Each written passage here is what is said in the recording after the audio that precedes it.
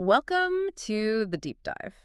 So this is where we take a heavy stack of source material. We're talking legal briefs, political claims, financial histories, and just, cut through all the noise. We really want to give you the essential insights, the context you need to actually understand what's going on. And our sources this week, they touch on these surprisingly connected themes. They really do. It's all about accountability, influence, and how cold, hard financial realities can just change history. The goal is to make those connections really clear for you. Okay, so we are tackling three major areas today, plus a really fascinating little historical footnote at the end. Yeah.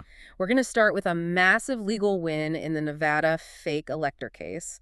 Then we have a multi-part hypocrisy report. Which covers some pretty high-ranking political figures. Then you're going to get into some previously unexamined details from the Jeffrey Epstein email releases. These focus less on the headlines and more on his enduring global influence. And we wrap it all up with a quiet, official end of a 233-year-old piece of American history. Okay, let's unpack this. Let's do it. So we begin with legal accountability, a really significant moment in the Nevada fake elector battle. Now, for those of you following the news, you know that after the 2020 election, Trump-affiliated individuals tried to cast fraudulent electoral votes in a few swing states. Right. And in a lot of those states, the cases have just stalled out. Totally. I mean, you've got procedural arguments in Georgia, a really slow-moving process in Arizona. And the judge's ruling in Michigan, which was interesting. It was. But Nevada was different. The primary fight there wasn't really about the crime itself, but about jurisdiction. Where the trial should actually happen. Exactly. The state attorney general, Aaron Ford, he brought the case in Las Vegas. Which makes sense. That's where a lot of the plotting happened. And you're likely to get a more, let's say, neutral jury pool. But the defense, they fought back hard on this. They argued the whole case belonged 400 miles north in Carson City, the state capital. Because that's where the signing happened. Precisely. They claimed the core crime was forgery and that it was committed right there in Carson City when they signed the fake electoral certificates. A lower court even sided with them at first. Yeah, that was a huge blow to the prosecution. But they appealed to the Nevada Supreme Court, which came back with a unanimous 6-0 ruling in Ford's favor. Unanimous. And the court's decision, according to the sources, was just brilliantly simple. It rested on a point of law that defines when a crime is actually, complete. Okay, so walk us through that logic. If the defense is saying the crime was finished the second the pen left the paper in Carson City, what was their fatal flaw? Well, the fatal flaw was their whole definition of forgery. Yeah. The Supreme Court basically said, look, you can forge documents all day long in your basement. And it's not illegal. Not yet. Forgery only becomes a crime, legally speaking, the moment you attempt to pass those forged documents off as real to someone else. Oh, I see. So the signing in Carson City was just the prep work. Exactly. The crime itself didn't actually happen until the documents were delivered and received. The goal was to defraud the courts and the judges. Who were in Las Vegas. Precisely. So the injury, the actual attempt to pass off the forgery, that didn't occur until the documents were received in Las Vegas. The court just affirmed that Nevada law lets you bring charges in any location where a crime unfolds across multiple jurisdictions. So that technical argument from the defense just got completely neutralized. Crashed and burned. So what does this win really mean for you, the listener? It means the prosecution is back on track in Las Vegas, and the sources are noting that the defendants who created a, quote, paper trail a mile wide are getting pretty nervous. Well, especially since some were apparently hoping for a presidential pardon if Trump were to be reelected. And that right there is the key takeaway. It's the absolute key. If you're charged with a state crime, a U.S. president cannot pardon you. It's just not in their power. Nevada's justice system is totally independent of federal pardons. So this breakthrough pretty much ensures that the Nevada case, unlike a lot of the others, has a very high probability of being the first and maybe the only fake elector case that actually gets before a jury. Okay, moving on. Let's shift gears to our hypocrisy report. This is where we highlight those profound contradictions where powerful figures seem to have one set of rules for themselves. And a totally different set for everybody else. Yeah. So we can start with immigration, specifically the rhetoric versus the actual labor practices. Okay. Donald Trump, as we know, built his political brand on some very strong anti-immigrant and xenophobic rhetoric. Right. Yeah. And yet, the sources confirm that last year the Trump organization received 184 H-2A and H-2B temporary worker visas. That's the highest number they have ever received. And just to clarify for you, H-2A is for temporary agricultural work and H-2B is for seasonal non-ag work. The very kind of jobs that his rhetoric often portrays as being stolen by immigrants. And that number, the 184, that's on top of the nearly 400 workers they have with permanent resident visas. So the total figures are up something like 40% since 2017. The irony is, well, it's unavoidable. Okay, so from immigration to the justice system. Yeah, let's pivot that contradiction into pardons and political attacks. Oh.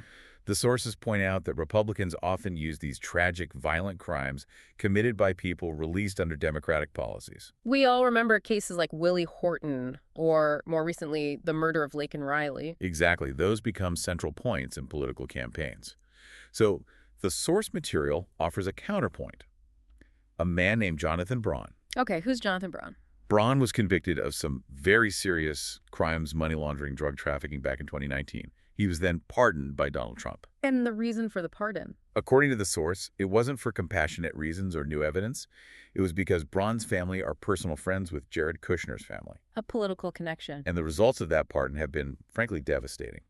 Since his release, Braun has allegedly assaulted his wife, his 75-year-old father-in-law, a 3-year-old boy. He also attacked his nurse with an IV pole, allegedly molested his kid's nanny, and ran a predatory loan sharking scheme. He's now headed back to prison for years. So the contrast is just incredibly stark. It is. Between how a case like this, based on connections, is handled versus those used for political attacks. Okay, next up is political data and claims of fraud. Right. So in Tennessee, the Secretary of State, Tree Hargett, referred 42 non-citizens to the FBI for allegedly illegally voting. The intention was to show that systemic fraud was a real problem. But the number itself tells a different story. It really does. Because that number 42 people represents 0.00001% of the total voting population in Tennessee. So if the goal is to prove widespread systemic fraud, this number actually documents how infinitesimally small the possible problem is. The data becomes its own contradiction. And the sources suggest that was maybe the point. The goal was never to prove systemic fraud, but just to get the number of alleged instances out there, no matter how small. It's the implication that matters. Precisely. And the final piece here, it involves a shocking reversal on special prosecutors. Right. So the context for you is that the Trump defense team is arguing in court that Jack Smith's appointment to the classified documents case was illegal because he wasn't properly confirmed by the Senate. But the sources reveal that the very same administration, when they were trying to prosecute people they saw as political enemies, like James Comey or Letitia James, they used an unconfirmed appointee. Her name was Lindsay Halligan. Her background was mostly in insurance law. And when her legitimacy was challenged, the government quickly used a backup step, appointing her as a special prosecutor. So the contradiction is? Blatant. Smith's appointment is illegal, but Halligan's was not only legal, but necessary. So what happened in the courtroom? It got pretty dramatic. The sources detail this exchange where the judge asked the DOJ attorney to explain the difference between Smith, who has decades of high-level experience, and Halligan. And what did he say? He claimed that Smith did not meet the qualifications to be appointed, but that Halligan did. The career prosecutor is unqualified, but the insurance lawyer is. You can imagine the reaction. The sources say there were audible gasps in the courtroom. It just shows that in this particular arena, the legal argument often seems to come second to the political goal. Okay, let's shift now. Let's explore the details coming out of the Jeffrey Epstein email releases. The headlines always grab onto the celebrity stuff, but the real insights are about his continued influence after his conviction. Yeah, he remained incredibly connected. Post-conviction, the sources show he was meeting or emailing with just a stunning list of global power players. We're talking Peter Thiel, former UK Prime Minister Gordon Brown. Scholar Noam Chomsky, then former Israeli PM Ehud Barak.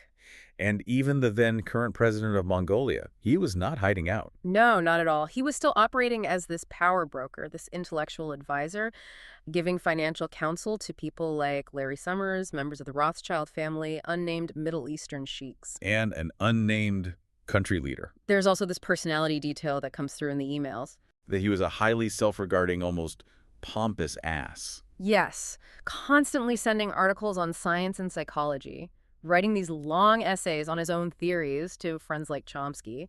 He clearly thought he was the smartest person in any room. And the emails also get into the the volatile dynamics around Bill Clinton. Right. Both Clinton and the Gores were adamant they had never been to the island. And at some point before 2016, the relationship between Epstein and Clinton clearly soured. Massively. Epstein started calling Clinton a friend killer. And one of Epstein's email confidants went even further, calling Clinton very close to being a psychopath with no conscience and scary because of his ability to lie. Which is a pretty heavy charge. It is. But then there's this one moment of what seems like humility from Epstein. In exchange, he admits he was humbled and that his friend was right about something related to Clinton. As if even he had been surprised by something the former president did. Now, we do have to address this very niche and difficult political reference that came up in the emails. We do. In an exchange with the journalist Michael Wolff, Wolff asks about a reference to Nussbaum Foster, which relates to some, old, dark, fringe conspiracy theories from the 90s. And Epstein replies with the line, Hillary Clinton doing naughties with Vince Foster.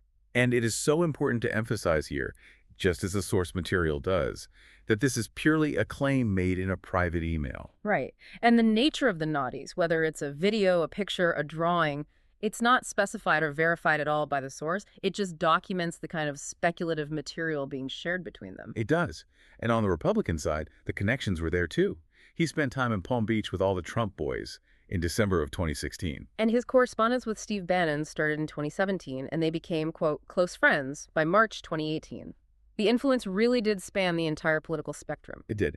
And then there's this final, truly bizarre alleged claim from the emails. About pictures of Trump blowing Bill Clinton. Which Putin may possess. Mm-mm. And the commentary from the source on this is actually pretty insightful. I thought so too. It argues that even if the act were consensual, it only becomes politically compromising because of the embarrassment, which is compounded by Trump's choice to align himself with political homophobes. So the compromise is basically self-inflicted. Exactly. It's about using shame as a political weapon, even in the most outlandish of scenarios. Okay, let's transition now to a final and pretty surprising fact. Today, in numismatics, after 233 years, an era has ended. It has. The U.S. Mint produced its very last penny in Philadelphia this week. And this was really just an exercise in financial common sense. Or lack thereof, until now. For years, the cost of making a single penny had risen to about 4 cents per coin. 4 cents to make 1 cent. Yeah. Keeping the penny in circulation was costing the U.S. government over $50 million a year. Its financial relevance in an age of electronic commerce has just plummeted. The sources note the last time the U.S. actually retired a coin was the half cent, all the way back in 1857. Which brings up a really interesting linguistic question, right? About language versus currency. Will phrases like, a penny saved is a penny earned, or a penny for your thoughts survive? Or do they have to evolve now? A nickel for your thoughts. It doesn't have the same ring. It doesn't. But language is incredibly resistant to change. I mean, think about penny wise, pound foolish. That phrase has survived for centuries, even though the U.S. hasn't used pound sterling in, well, forever. The symbolism outlives the currency. It often does. And on a historical note, Lincoln was put on the penny back in 1909 specifically to emphasize his role as the president of the common man. And now he's just on the $5 bill. George Washington is the only president left who appears on commonly circulating paper money and coins. The sources did mention some interesting conceptual discussions around coinage, like if Washington were ever removed from the quarter. Who would replace him? One suggestion was Theodore Roosevelt, the argument being he's arguably the best president who doesn't have his own coin. That's a good point. And another really thoughtful suggestion was Rosa Parks, which creates this powerful historical parallelism. She paid a 15-cent bus fare in 1955. Which she likely would have paid with a quarter and gotten a dime back. Exactly. And that connects so nicely to the Roosevelt dime, which was created because of his support for the March of Dimes charity. Okay, so let's synthesize everything we've covered. Right. So we saw law defining accountability in Nevada, ensuring justice finds its intended venue. We saw how self-interest exposed these massive contradictions in political power through the hypocrisy of visas, pardons, and selective legal arguments. And we looked at how global influence and information brokering continued for Jeffrey Epstein, way outside the spotlight. And finally, we saw how the simple economics of commerce dictates change with the end of the penny. The key takeaways for you are pretty numerous. There's that specific legal definition that the crime in the Nevada forgery case was completed upon receipt, not signing. The massive increase in foreign workers at the Trump Organization, which contrasts so sharply with the political rhetoric. The shocking fact that a dangerous criminal received a pardon based purely on his family's connection to the Kushners. And, of course, the official start of a new era of American currency without the cent. So here is a final provocative thought for you to consider. We learned that the cost of keeping the physical penny in circulation was over $50 million a year. So now that the physical penny's gone, will the historical and symbolic value of that phrase, "a penny saved is a penny earned," finally be upgraded by a culture that increasingly values dollars and cents over history and symbolism? Will the language of our personal finances evolve now that the smallest denomination of our physical wealth is just gone? Something to think about. Food for thought indeed. Thanks for joining us for this deep dive.